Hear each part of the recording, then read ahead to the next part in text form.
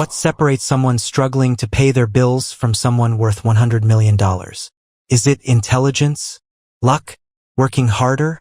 Or is it something almost nobody notices? Most people believe wealth is built by simply earning more money. But if that were true, every doctor, lawyer, and professional athlete would become incredibly wealthy. Yet history tells a different story. Every year, thousands of people earn millions of dollars and lose it all. At the same time, entrepreneurs like Jeff Bezos, Sarah Blakely, and Mark Cuban started with very little and built fortunes worth hundreds of millions or even billions. The difference wasn't that they climbed a taller ladder. They climbed a different one. Think of wealth as a ladder with 5 levels. Each level requires a completely different way of thinking. The habits that help you earn your first $100,000 won't necessarily get you to $1 million. The decisions that build $1 million often won't get you to $10 million. And the mindset required to manage $100 million is completely different from everything that came before. The biggest mistake people make is trying to solve every financial problem using the same strategy. Imagine someone carrying a bucket of water up a mountain. At first, the bucket works. But as the mountain gets steeper, carrying more buckets doesn't help. Eventually, the only way to reach the top is to build a pipeline. That's exactly how wealth works.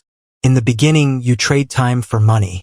Later, you build systems that make money without requiring every hour of your day.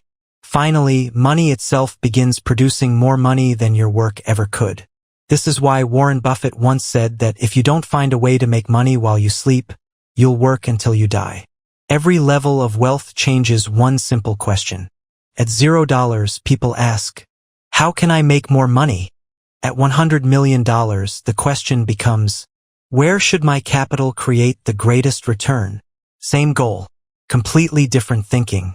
So in this documentary, we're going to climb that ladder, one level at a time, and discover what truly changes between $0 and $100 million. From $0 to $100,000.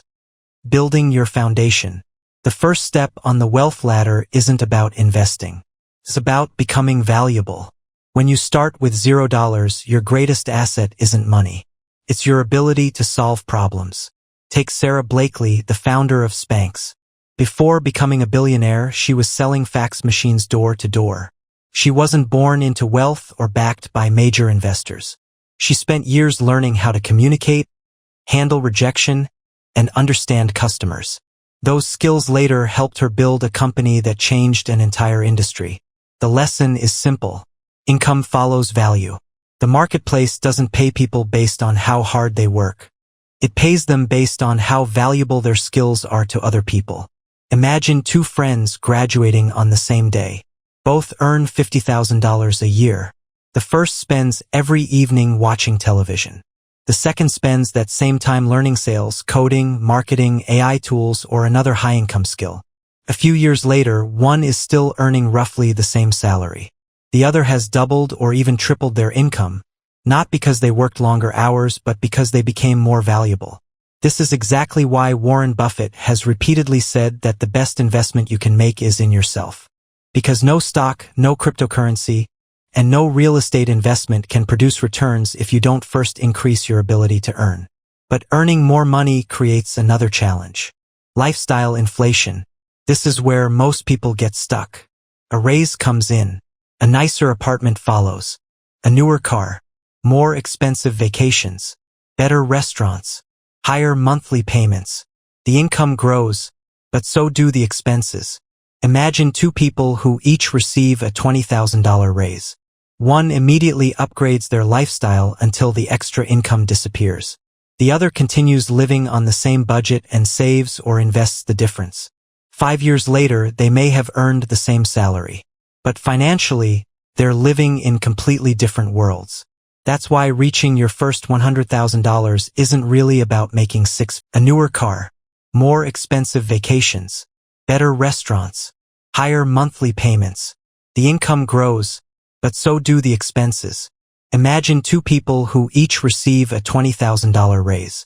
One immediately upgrades their lifestyle until the extra income disappears.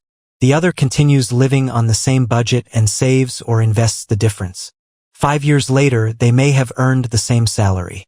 But financially, they're living in completely different worlds. That's why reaching your first $100,000 isn't really about making six figures. It's about creating your first surplus. Because you can't invest money that has already been spent. The first level of wealth is simple. Learn valuable skills. Increase your income. Control your lifestyle. Build capital. Because that first pool of capital becomes the foundation for every level that comes next. From $100,000 to $1 million. Stop selling time. Start owning assets. Once you've built your first $100,000, something important changes. Your biggest challenge is no longer earning money.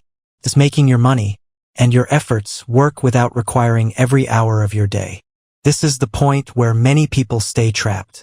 They become high earners but not wealthy, or write a book that continues selling for years after it's finished. The common pattern is always the same.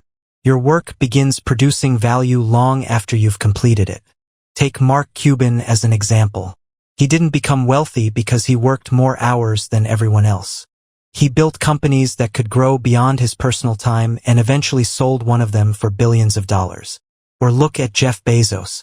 In the early days, he packed boxes himself. But Amazon didn't become one of the world's largest companies because Jeff Bezos kept packing more boxes. It grew because he built systems, technology, and infrastructure that could serve millions of customers without requiring him to personally complete every transaction. That's the difference between income and ownership. Imagine two people each earning $250,000 per year. The first spends nearly everything maintaining an expensive lifestyle. The second consistently uses part of that income to buy shares of growing businesses, invest in index funds, acquire rental properties, or expand a company they already own. 10 years later, the first person still depends on their next paycheck. The second owns assets that continue generating income whether they're working, sleeping, or on vacation. This is exactly why so many millionaires focus on buying assets instead of liabilities. Every productive asset becomes another employee working for you around the clock. That's the real turning point on the wealth ladder. You stop asking, "How can I earn more?" and start asking, "How can I own more?" Because ownership, not income, is what transforms six figures into your first $1 million. From $1 million to $10 million, building systems that scale. Reaching $1 million is a major milestone.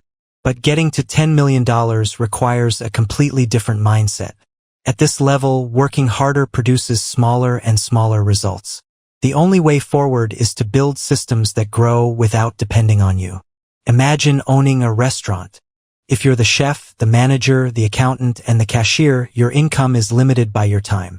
Now imagine opening a second location, then a third, then hiring experienced managers to operate each one while you focus on improving the business itself. You've stopped working in the business. You're now working on the business. This is exactly how many successful entrepreneurs scale. Take Sam Walton, the founder of Walmart. His fortune didn't come from running one successful store.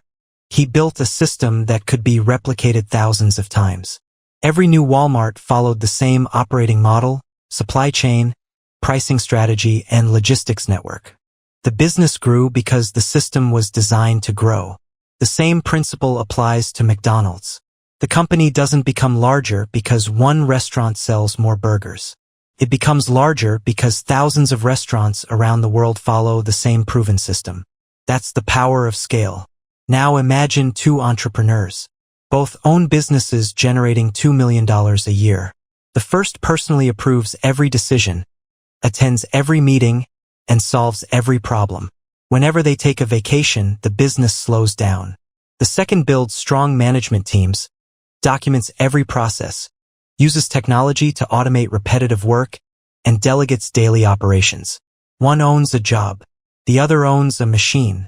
This is why companies become far more valuable when they can operate independently of their founders. Investors don't just buy profits. They buy businesses that can continue growing without constant supervision. At this level, another concept becomes critical. Leverage through people. You can only work 24 hours in a day. But a team of 500 talented people can accomplish what no individual ever could. The world's largest companies aren't built by the smartest individual. They're built by leaders who know how to attract talented people, create efficient systems, and align everyone toward the same mission. That's why entrepreneurs like Michael Dell, Phil Knight, and Howard Schultz didn't build global companies by doing everything themselves. They built organizations capable of growing far beyond their own time and energy. The wealth ladder changes again. At $100,000, your focus is improving your skills. At $1 million, your focus is owning assets. But at $10 million, your greatest asset becomes systems, leadership, and scale. Because that's when your business no longer depends on you. You become the architect instead of the worker. From $10 million to $100 million, becoming a capital allocator. Reaching $10 million means you've already won a difficult game. But reaching $100 million means learning an entirely new one. At this level, the goal is no longer to earn more. It's to allocate capital more intelligently than everyone else. Think about Warren Buffett. He doesn't spend his day trying to make another dollar. He spends his time deciding where billions of dollars should go. One great investment decision can create more wealth than years of hard work. The same pattern appears again and again. Jeff Bezos built Amazon into one of the world's largest companies. But he didn't stop there. Through Bezos expeditions, he invested in businesses like Airbnb, Uber, and numerous technology startups. His money began creating opportunities far beyond Amazon itself. The same is true for Michael Bloomberg. After building Bloomberg into a global financial information company, his wealth continued growing because his capital was constantly being reinvested into productive assets instead of sitting idle. This is the biggest shift on the wealth ladder. People at lower levels work for money. People at higher levels make money work for them. Imagine two individuals who each have $20 million. The first leaves the money sitting in low-return accounts because it feels safe. The second carefully diversifies across businesses, public companies, real estate, private equity, and long-term investments. 10 years later, they may have started with exactly the same wealth. But one portfolio has multiplied while the other has barely moved. At this stage, protecting wealth becomes just as important as building it. That's why highly successful investors focus on risk management as much as returns. They understand that losing 50% of your wealth requires a 100% gain just to recover. The wealthiest people don't chase every opportunity. They wait patiently for the right opportunity. And perhaps the biggest surprise of all is this. The journey from $0 to $100 million isn't really about money. It's about changing the way you think at every level. At $0, you invest in yourself. At $100,000, you invest in assets. At $1 million, you build ownership. At $10 million, you build systems. And at $100 million, you become a steward of capital, making decisions that allow wealth to grow long after the work has been done. That's why wealth isn't a destination. It's a ladder. And every new level demands a new mindset. The people who reach the top aren't necessarily the smartest, the luckiest, or the hardest working. They're the ones who recognize that what got them here won't get them there, and have the courage to climb differently. Because the greatest investment you'll ever make isn't in a stock, a business, or a piece of real estate. It's in becoming the kind of person capable of reaching the next level.